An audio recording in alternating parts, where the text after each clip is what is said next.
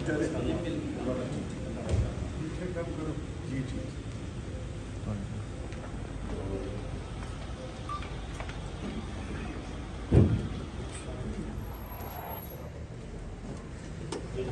Angle ठीक है, मैं पीछे था।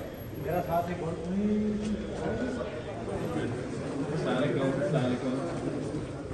कहाँ जा रही है जिन्हें?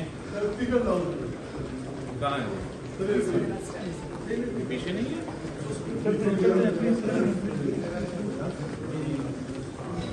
इधर रुक जाए। कैसे यार? अच्छा मैम ये बताइएगा कि मुल्क को आगे ले जाने के लिए मुफाहमत की बात हो रही है और अली अमीन गंडापुर साहब ने भी इसका इशारा दे दिया, तो अमली तौर पे कैसे मुमकिन होगा? देखिए, खान साहब ने तो खुल के जेल से मैसेज भेजा कि मुफाहमत तभी होगी जब आप हमारी चोरी की हुई सीटें, अवाम का चोरी किया हुआ मैंडेट वापस दें, फिर मुफाहमत ही मुफाहमत है। उन्होंने तो फतेह मक्का की बात की है, मिसाकी मदीना की बात की है। खान साहब ने साउथ अफ्रीका की ट्रूथ एंड रिकन्सिलिएशन की बात हुई, बट ट्रूथ रिकन्सिलिएशन तब होता है जब हक अदा करते हैं। जो बेगुनाहों को जेल में डाला है उन सबको निकालें, उनके झूठे केसेस। बात करेंगे जब चोरी हुआ मैंडेट वापस होगा इंशाअल्लाह, फिर मुल्क के लिए हम सर काटने को तैयार है। लेकिन ये नहीं हो सकता कि आप हमारे सर पे बूट रखे और कहे कि चलो अब माफ़ी मांगो। ये तो फिर गुलामी होगी, फिर अफ्रीका बन गया। कब तक ऐसे चलेगा? थैंक यू, बहुत शुक्रिया। मुल्क को आगे ले जाने के लिए मुफाहमत की बात हो रही है और अली अमीन गंडापुर साहब ने भी इसका इशारा दिया, तो अमली तौर पे कैसे मुमकिन होगा? बिस्मिल्लाहिर्रहमानिर्रहीम। सबसे पहले आपके शुक्रिया, तमाम तारीफ़ें रब और रब के महबूब की है। पाकिस्तान के लिए, पाकिस्तान की बुनियादों के लिए, आइन कानून के लिए, कानून की बालादस्ती के लिए और पाकिस्तान में यतीम नादार मिस्कीनों के लिए हम हर लेवल पे जाने के लिए तैयार हैं। लेकिन याद रखें, जिन्होंने पाकिस्तान का सौदा किया है, जिन्होंने लूट मार का बाजार गर्म किया, जो पाकिस्तान को खैरों के इशारों पे चलाना चाहते हैं, जो पाकिस्तानी कौम से बिल्कुल वाकिफ़ ही नहीं, उनको पता ही नहीं कि पाकिस्तान के अवाम के मसाइल क्या हैं, उनके साथ किस किस्म की बातचीत, ये मेरी सोच से बालातर है। Thank you. Constitutional process we are going to complete, but I would have rather thought that the constitutional position would be given to the people who have the constitutional qualification to take these offices. I personally do not consider Zardari a fit person for the job. These are really the position that you got to consider them as a trust on behalf of the people, to take the trust, to utilize as a trust, and to be there as a trustee. He doesn't have this capacity, and the two families have just divided all constitutional offices amongst themselves. One has taken the Prime Minister's office, the other one has taken the Chief Minister, and now the third one is going to occupy. And I think the world would remember that a usurper rather than the constitutionally elected president of Pakistan. Thank you, sir. Thank you very much. But I wish, please, you should be able to. Short question जाने के लिए मुफाहमत की बात हो रही है। अली अमीन साहब ने भी इसका इशारा दिया है, तो अमली तौर पे कैसे मुमकिन होगा? दोबारा बताइएगा। मुल्क को आगे ले जाने के लिए मुफाहमत की बात हो रही है, अली अमीन साहब ने भी इस पे इशारा दिया है, तो आगे ये अमली तौर पे कैसे मुमकिन होगा? देखिए, हम तो कोशिश कर रहे थे और हमने बारहा कहा है कि लेट्स आगे की तरफ बढ़े, लेकिन आप एक तरफ हम आगे बढ़ने की बात करें, दूसरी तरफ आप हमसे सारा कुछ खींचे जा रहे हैं, तो मुफाहमत कैसे आगे बढ़ेगी? लेकिन एनीवे, देखो, let's bring everything to an end. Let's move forward now. बिस्मिल्लाहिर्रहमानिर्रहीम। हमारा बिल्कुल पुरअमन एहतजाज होगा, जो कि हमारा आईनी और कानूनी हक है, जिससे हमें कोई रोक नहीं सकता। पहली बात यह है।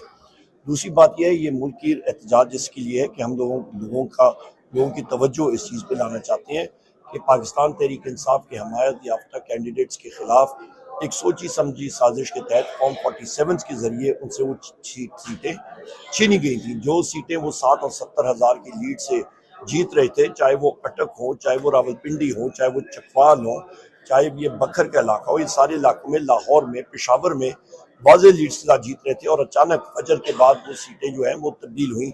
उसके खिलाफ हम लोग कौम को बताना चाहते हैं कि ओरिजिनल फॉर्म 45 हमारे पास है। इलेक्शन कमीशन बिल्कुल एकतरफा फैसला कर रहा है, वो पार्शल है, और हम लोग डिमांड करते हैं कि चीफ इलेक्शन कमिश्नर और कमीशन फिल फॉर मुस्ताफी हों और नए लोग आए। बहुत शुक्रिया। और ये सर, जो आज के इंतखाबात हैं सदर, ये हाउस ही कंप्लीट नहीं है। हम लोगों ने पहले दिन जिस दिन हलफ किया था, हाउस का अटेंशन और सारों की अटेंशन इस चीज़ पे हम लोग लाए थे कि हाउस मुकम्मल नहीं है, गैर आईनी गैर कानूनी तौर पे वज़ीर-ए-आज़म का इलेक्शन हो रहा है, स्पीकर डिप्टी स्पीकर का भी, और ये सदर का इलेक्शन, और इसको हमने चैलेंज भी किया था। और सर, ये सुप्रीम कोर्ट में कब तक आप अपनी रिट दायर कर रहे हैं? बहुत जल्द इंशाल्लाह। Thank sir, you. मुल्क को आगे ले जाने के लिए मुकाबलत की बात हो रही है, गंडापुर साहब ने भी इसका इशारा किया है, अमली तौर पे कैसे मुमकिन होगा?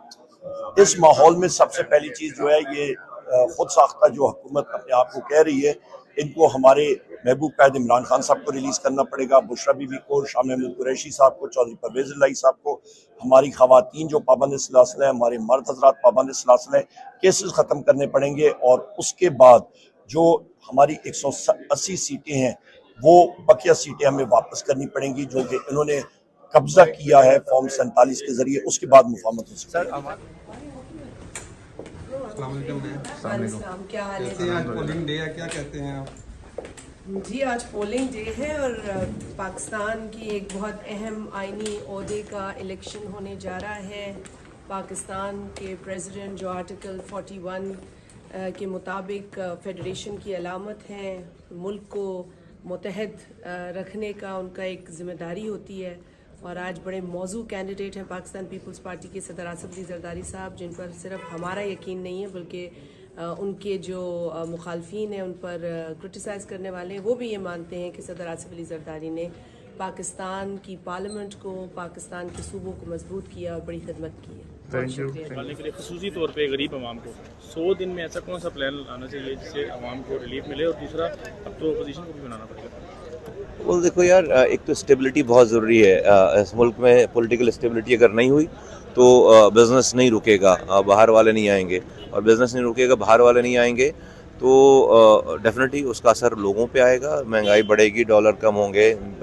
तो सबसे पहले पॉलिटिकल स्टेबिलिटी 100 दिनों में तो ये की जा सकती है, जिससे जो एक माहौल मुल्क में इन्वायरमेंट बनना शुरू हो बिज़नेस का। Thank you.